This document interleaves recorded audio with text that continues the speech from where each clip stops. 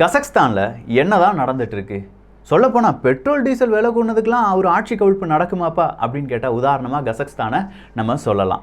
ஆனால் இதுக்காக மட்டும்தான் நம்ம கசக்ஸ்தானை பற்றி பேசிகிட்டு இருக்கோமா அப்படின்னு கேட்டால் கிடையாது. ஐயா ராசாகளா, இந்த உலகம் எதுக்கு பயந்துட்டு இருக்கு தெரியுமா?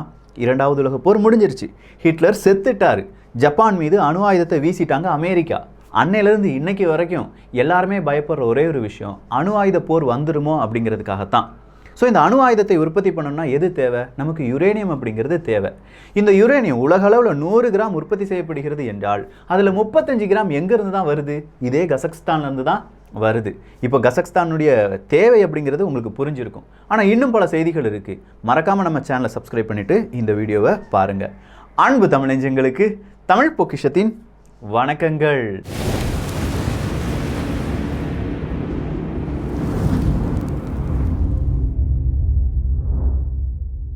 ஒரே ஒரு ஃபியூவல் ப்ரைஸ் கூடுனதுக்காக ஒரு ஆட்சி கவிழ்ப்பு, அதில் பெரிய போராட்டம், நிறைய பேர் கொல்லப்பட்டிருக்காங்க. என்ன நடக்குது விக்கி? சரியான நியூஸ் எதுவுமே தெரியலையே அப்படின்னு சொல்லி நிறைய கருத்துக்களை என்னால் பார்க்க முடிஞ்சிச்சு. கசக்ஸ்தான் அப்படின்னு சொல்லும்போது இப்போ ஜனாதிபதி ஆட்சி நடந்துட்டு இருக்கு. அந்த ஜனாதிபதி அவர்கள் என்ன சொல்கிறார் அப்படிங்கிறத நம்ம தெளிவாக பார்த்துடலாம். எப்போ ஒரு அமைதி பேச்சுவார்த்தை, ஒரு போராட்டம் எல்லாமே நடந்துட்டு இருந்துச்சு. அந்த போராட்டக்காரர்கள் என்னென்ன கோரிக்கை வச்சாங்களோ அதுக்கு அரசாங்கம் முழு சம்மதம் தெரிவிச்சிச்சு. அப்படி தெரிவித்து கொண்டு இருக்கும் அந்த நேரத்தில் சொல்லி வச்ச மாதிரி கசக்ஸ்தானில் நிறைய இடத்துல நிறைய தீ வைப்பு நிகழ்வுகளும் நிறைய போராட்டங்களும் நிறைய வன்முறைகளும் நடந்துச்சு. இப்போ தான் எங்களுக்கு ஒரு உண்மை புரிஞ்சிச்சு. இந்த போராட்டக்காரர்களுடைய வேஷத்தில் பலவிதமான சமூக விரோதிகள் உள்ளே வந்துட்டாங்க. அந்த சமூக விரோதிகளை நாங்கள் டெரரிஸ்ட் அப்படின்னு சொல்லி அழைக்கிறோம். டெரரிஸ்ட்டை பார்த்த உடனே சுட்டுக் கொள்வதற்கான உத்தரவை நான் பிறப்பித்திருக்கிறேன் அப்படின்னு சொல்கிறார் ஜனாதிபதி. ஸோ சமூக போராளிகளுடைய போராட்டத்தில் சமூக விரோதிகள் வந்துட்டாங்க அப்படிங்கிறது தான் கசக்ஸ்தான் நாட்டினுடைய அந்த பிரசிடென்டினுடைய ஒரு ப்ரெஸ் மீட்டில் சொன்ன செய்தி. இந்த போராட்டக்காரர்கள் அப்படின்னு சொல்லும்போது எங்கேருந்து வந்தாங்க? எதுக்காக கசக்ஸ்தான் அப்படிங்கிறதுல ஒரு அன்ட்ரஸ்ட் இல்லாட்டி தேவையில்லாத ஒரு பதட்டத்தை ஏற்படுத்த வேண்டும் அப்படிங்கிற ஒரு கேள்விக்கு உலக நாடுகள் பல்வேறு விதமான காரணங்களை சொன்னாலும் தமிழ் பொக்கிஷம் வேறொரு காரணத்தை சொல்லப்போகுது. அதுக்கான காரணம் அமெரிக்கா, ரஷ்யா, அந்த பனிப்போரினுடைய எச்சம் அப்படின்னு சொல்லலாம். 1920 தான் கசக்ஸ்தான் அப்படிங்கிறது சோவியத் யூனியன் ரஷ்யா கூட இணையுது.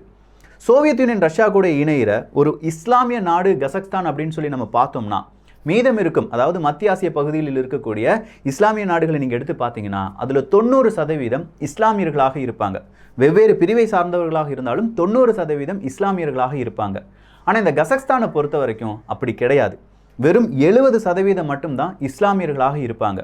மீதம் இருக்கும் நபரில் ஒரு 23% கிறிஸ்தவர்களாக இருப்பாங்க.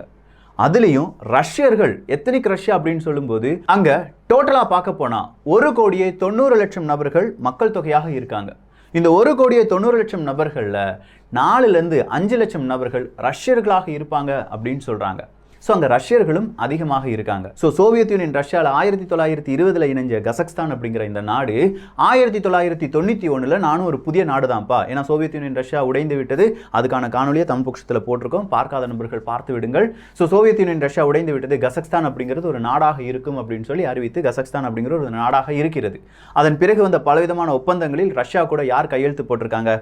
இதே கசக்ஸ்தான் அப்படிங்கிற நாடு கையெழுத்து போட்டிருக்காங்க. சொல்லப்போனால் கசக்ஸ்தானில் தான் ராக்கெட் ஏவுதளம் அப்படிங்கிறதை அமைக்கிறது ரஷ்யா.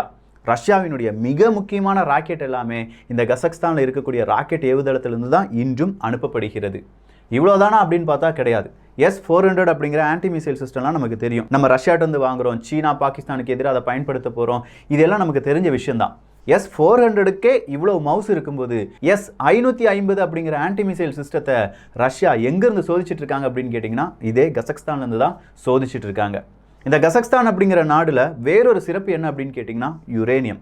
உலக அளவில் 35% யுரேனியம் எங்கே தான் ரிசர்வாக இருக்குது? இதே கசக்ஸ்தான் பகுதியில் தான் இருக்குது. அதே மாதிரி கச்சா எண்ணெய். இந்த கச்சா எண்ணெய் அப்படின்னு சொல்கிற அந்த ரிசர்வ் நம்ம எடுத்து பார்த்தோம்னா உலக அளவில் 11வது இடத்தில் இருக்கக்கூடிய நாடு தான் கசக்ஸ்தான். ஸோ யுரேனியமும் அங்கே இருக்குது, அதே மாதிரி கச்சா எண்ணெயும் அங்கே இருக்குது. இவ்வளோதான் அப்படின்னு பார்த்தா எண்ணில் அடங்காத கனிம வளங்களும் அங்கே இருக்குது. இந்த கனிம வளங்கள், கச்சா எண்ணெய், யுரேனியம் அப்படின்னு சொல்லும்போது சீனா ஒரு பக்கமாக கசக்ஸ்தானுக்குள்ளே வந்துடலாமா, கசக்ஸ்தானுக்கு உள்நாட்டு கட்டமைப்பை ஏற்படுத்திக்கலாமா அப்படின்னு சொல்லி பலவிதமான முயற்சிகளில் ஈடுபட்டுட்டு வராங்க. Belt and road initiative. இந்த belt and road initiative BRI அப்படின்னு சொல்லுவோம் பார்த்தீங்களா, அதில் கடல் வழி மார்க்கமும் இருக்குது, தரை வழி மார்க்கமும் இருக்குது. கடல் வழி மார்க்கத்துக்காகத்தான் இலங்கை, பாகிஸ்தான் போன்ற நாடுகளை சீனா கைவசப்படுத்துகிறது அப்படிங்கிறது நமக்கு தெரியும். அதே நேரத்தில் தரை வழி மார்க்கத்துக்காக மிகப்பெரிய அளவு இம்பார்ட்டண்டான ஒரு நாடு தான் இந்த கசக்ஸ்தான் அப்படிங்கிற நாடு.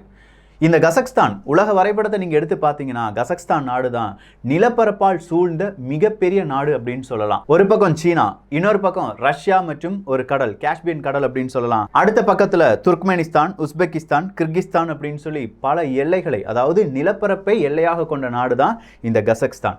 ரஷ்யா மற்றும் கசக்ஸ்தானுக்கும் எல்லைகள் அப்படிங்கிறது இருக்கு. இந்த இரண்டு நாடுகளும் ஷேர் பண்ற எல்லை, உலகிலேயே ஒரு எல்லை ரொம்ப நீண்ட தூரமாக இருக்கக்கூடிய எல்லை எது அப்படின்னு கேட்டிங்கன்னா இந்த எல்லையை சொல்லலாம்.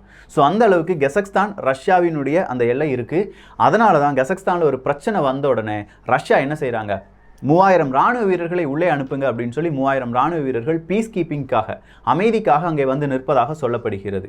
இன்னைக்கு அதே பிரசிடென்ட், கசக்ஸ்தானுடைய பிரசிடென்ட் சொல்லியிருக்கார், ரஷ்யாவினுடைய படை சீக்கிரமாக திரும்ப போயிடுவாங்க, நம்ம நாட்டில் இப்போ என்ன நடந்துட்டு இருக்கு, அமைதி பேச்சுவார்த்தை எல்லாமே நடந்துட்டு இருக்கு, யாரும் பயப்பட வேண்டாம் அப்படின்னு சொல்லிட்டாங்க.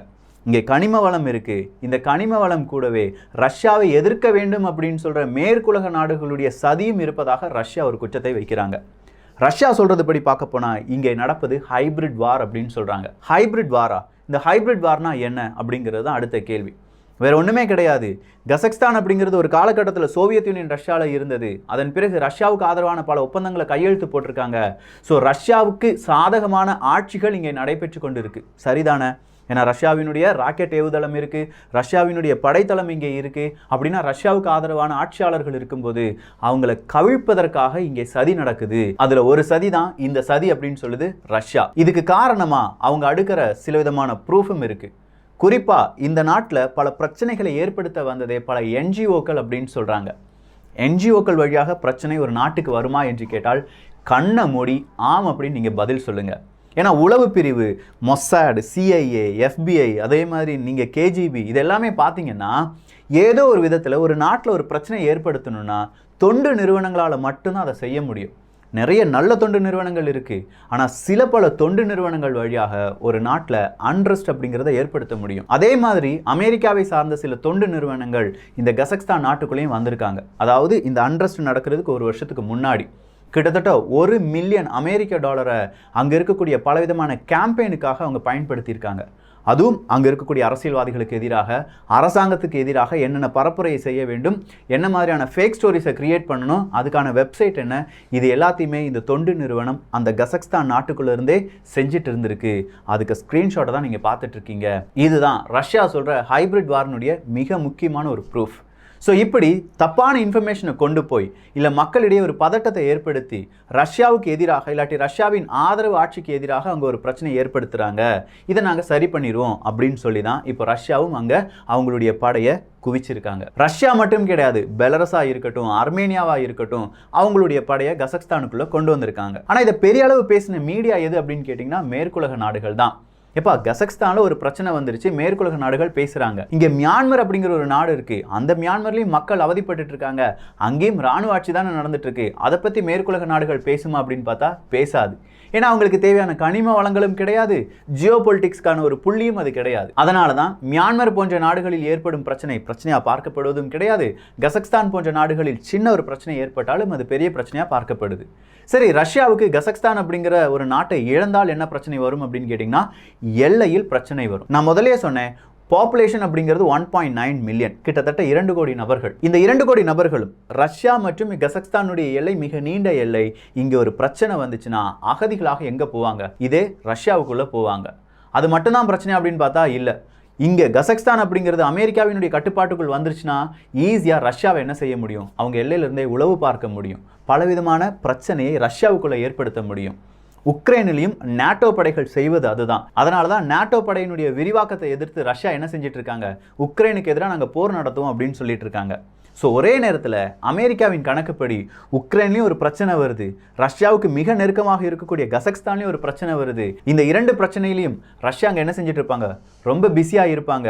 இன்னும் கொஞ்சம் பிரச்சனைகளை ஏற்படுத்தினால் ரஷ்யாவுக்கு ஆதரவான நாடுகளை நேட்டோ பக்கம், அமெரிக்கா பக்கம் இழுத்துடலாம் அப்படின்னு சொல்லி அமெரிக்கா பக்காவாக ஸ்கெட்ச் போட்டு வச்சுருக்காங்க. ஆனால் இந்த ஸ்கெட்சில் ரொம்ப அமைதியாக இருக்கக்கூடிய நாடு சீனா. ரஷ்யாவை ஒரு பக்கம் அமெரிக்கா வீழ்த்த நினைக்கும் போது எல்லாமே வேறொரு நாடு வளர்ந்து வருது, அதுதான் சீனா. நல்லா பார்த்தீங்கன்னா இரண்டுமே கம்யூனிச நாடு தான். ரஷ்யாவும் சரி சீனாவும் சரி.